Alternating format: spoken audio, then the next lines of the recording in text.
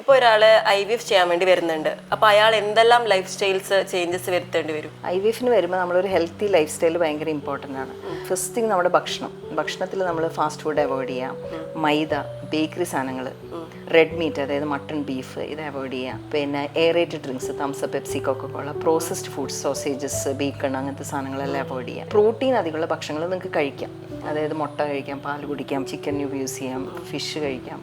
പിന്നെ നട്ട്സ് എല്ലാം തന്നെ നല്ലതാണ്. omega-3 fatty acid, seeds, chia seeds, sunflower seeds അതെല്ലാം നല്ലതാണ്. പിന്നെ ഉള്ളത് എക്സസൈസ്. ഏറ്റവും ഇമ്പോർട്ടൻറ്റ് എക്സസൈസ് ആണ്. ഡെയിലി ഒരു 45 മിനിറ്റ്സ് മുതൽ 1 hour വരെ ഏതെങ്കിലും ഒരു തരം എക്സസൈസ്, വാക്കിംഗ് ആകാം, ജോഗിങ് ആകാം, ഡാൻസ് ആവാം, സുംബയാകാം, ഷട്ടിലാകാം, ഫുട്ബോളാവാം, പിന്നെ ട്രെഡ്മില്ലാവാം, ഏത് വേണമെങ്കിലും, സ്വിമ്മിങ് ആവാം.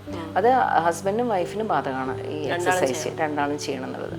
പിന്നെ ഉള്ളത് ഉറക്കം വളരെ ഇമ്പോർട്ടൻ്റ് ആണ്. രാത്രി തന്നെ അത് ഉറങ്ങണം. എത്ര മണിക്കൂർ ഉറങ്ങണം? അങ്ങനെ ഒരു 6 to 8 hours ഉറങ്ങണം. അത് രാത്രിയാണ് മെയിനായിട്ട് ഉറങ്ങുന്നത്. ഇപ്പോൾ രാത്രി ഫുള്ള് നമ്മൾ മൊബൈലിൽ നോക്കി രാത്രി 3 മണി മുതൽ ഉച്ചയ്ക്ക് 2 മണി വരെ ഉറങ്ങും. അതിലർത്ഥമില്ല.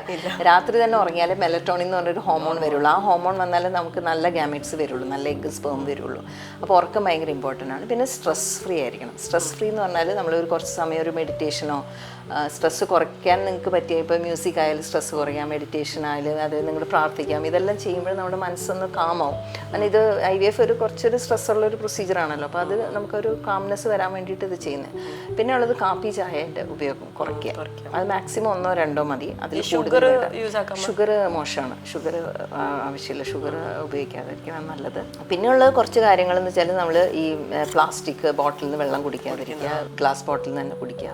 പിന്നെ nail polish, cosmetics, hair colour അതെല്ലാം കുറച്ച് അവോയ്ഡ് ആക്കുക. നോൺ സ്റ്റിക്ക് കുക്ക് വെയർ ഇതെല്ലാം അവോയ്ഡ് ആക്കിയാലും കൂടെ നല്ലതാണ്. പിന്നെ നമുക്ക് വെയിറ്റ് കുറയ്ക്കുക എന്നുള്ളത്. വെയിറ്റ് കുറയ്ക്കുക. ഒരു ഒബീസ് പേഷ്യൻ്റ് പ്രഗ്നൻ്റ് ആവണേക്കാട്ടും എപ്പോഴും നല്ലത് ഒരു വെയിറ്റ് കുറച്ചിട്ട് വെയിറ്റ് BMI എന്ന് പറയും, ബോഡി മാസ് ഇൻഡെക്സ്. അപ്പോൾ ഐഡിയൽ ബോഡി മാസ് ഇൻഡെക്സ് എന്ന് വെച്ചാൽ 24 ആണ് ഏഷ്യൻ പോപ്പുലേഷനിൽ. പക്ഷേ അത്ര എത്തിയിട്ടില്ലെങ്കിലും അറ്റ്ലീസ്റ്റ് ഒരു 29 താഴെയെങ്കിലും ആയിരിക്കണം.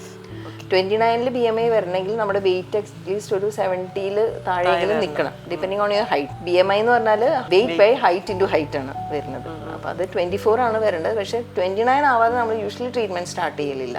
അപ്പോൾ വെയിറ്റ് ഓവർ വെയിറ്റ് ആണെങ്കിൽ വെയിറ്റ് കുറച്ചിട്ട് വേണം നമ്മൾ IVF സ്റ്റാർട്ട് ചെയ്യാനായിട്ട്. If you can dream it, you can do it.